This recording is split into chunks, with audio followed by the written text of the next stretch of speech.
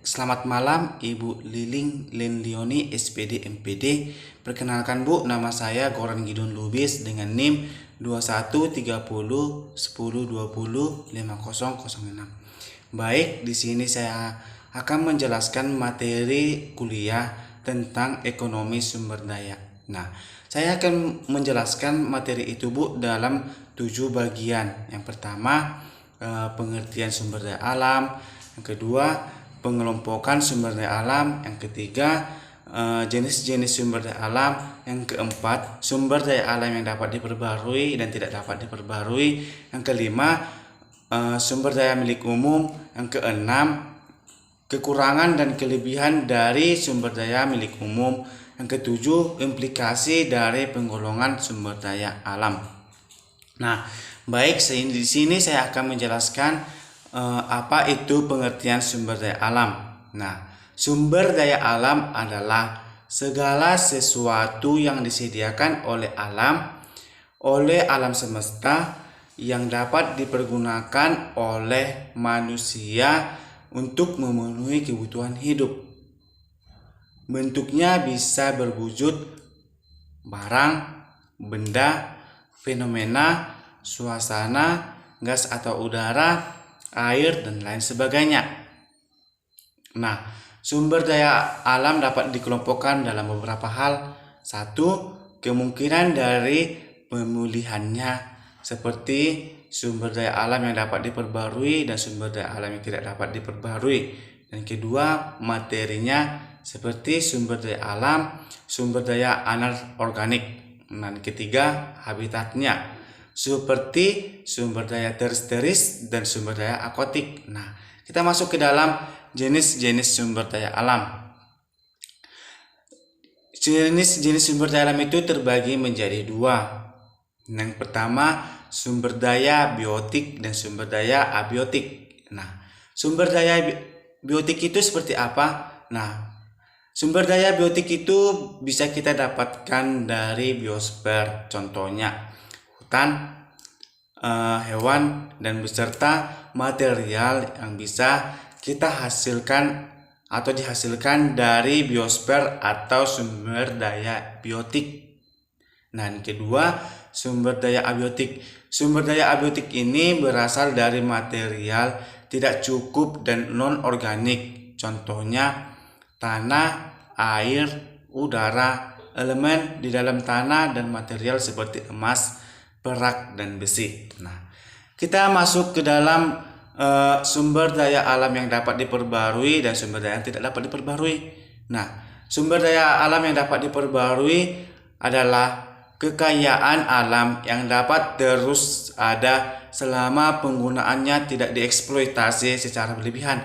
Misalnya seperti apa, Pak? Contohnya itu cahaya matahari, tumbuhan, hewan, hasil hutan, dan air. Nah, yang kedua, sumber daya alam tidak dapat diperbarui. Sumber daya alam tidak dapat diperbarui adalah kekayaan alam yang dapat ada selama penggunaan lebih cepat daripada proses pembentukan dan apabila digunakan secara terus-menerus.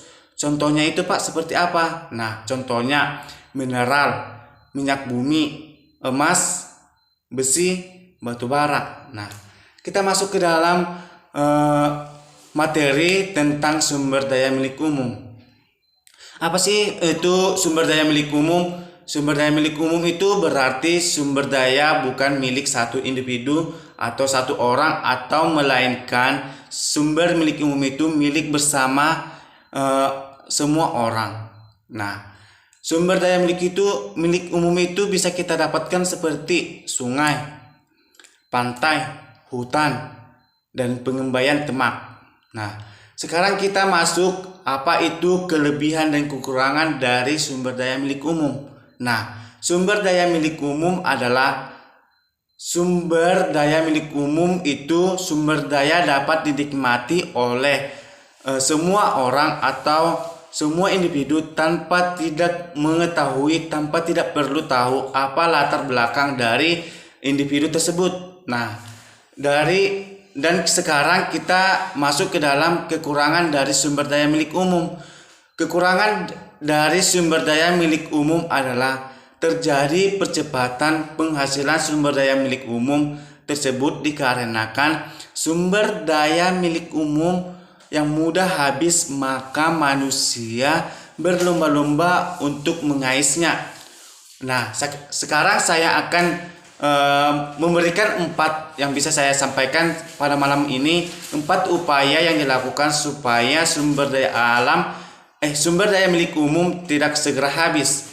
Nah, yang pertama itu menjaga kelestarian sumber daya tersebut.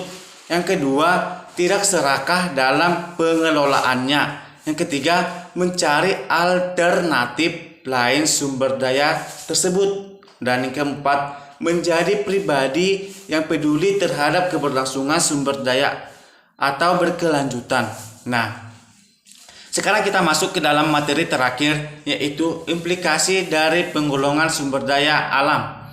Nah, kita harus tahu itu apa sih itu implikasi. Nah, implikasi adalah akibat yang ditimbulkan dari adanya penerapan suatu program atau kebijakan yang dapat bersifat baik atau tidak terhadap pihak-pihak yang menjadi sasaran pelaksanaan program atau kebijakan tersebut.